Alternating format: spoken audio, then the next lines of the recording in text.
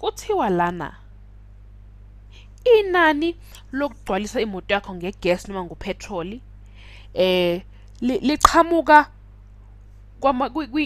kwamanamba yamageloni alo petrol lawo wathengayo. So X amanamba yamageloni owathengile, uthenga amageloni amangaka ukugcwalisa imoto yakho. Y yinani lokugcwalisa imoto yakho. U-X amageloni owathengile, u-Y yinani lokugcwalisa imoto yakho. Bathi-ke lana uma igaloni elilodwa liwu$2.25 ungathenga amagaloni amangaki ngo-$18. Sizosebenzisa i-equation ethi y equals constant times x. I-constant yethu soyibiza ngo-k. Ungachoose B, ungachoose Z, ungachoose A, thina sichoose u-K. Okay, so u-y angithi sithe yinani lokugcwalisa imoto yakho equals le constant times amageloni owathengile. Uma ke igeloni elilodwa liwu $2.25, lokho kusitshela ukuthi u-X u-2.25 phela.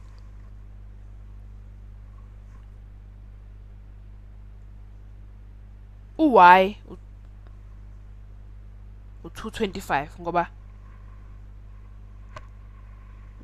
ukuthi umalini ogcwalise ngayo imoto yakho. So ke thina 2.25 ngoba u-y 2.25 equals k times 1 noma k nje. Lokho kusitshela ukuthi le constant yethu u-2.25. Kusho ukuthi ke y equals 2.25 times x ngoba u-x amagaloni owathengile. Y equals 2.25 igaloni elilodwa times x amagaloni owathengile wena. Ngo-$18, angithi basho njalo. Ungathenga amagaloni amangaka ngo-$18. Asibone ke. $18 equals 2.25 x. Sizodivide ke umabili amacele ngo-2.25 khona sobona sophuma noba. Divide ngaka left ngo-2.25, so 18 divided by 2.25, ebese sithi 2.25x divided by 2.25. 2.25. Siyazi ukuthi labo 2.25 bazokhanselana ngakwesokudla isandla sisale no-x kuphela, ebese ngaka left noma kwesokunxele isandla sizosala no-18 divided by 2.25. Asibone ukuthi u-18 divided by 2.25 zosinika ba. Awuthi ngubhalela eceleni.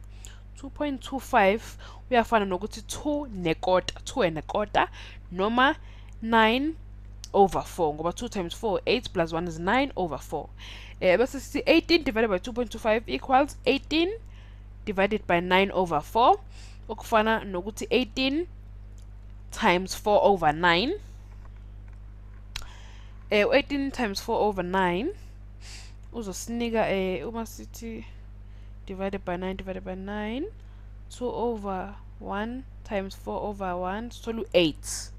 So 18 divided by 2.25 usinika u-8. Kusho ukuthi amagaloni awu-8 ku-2.25.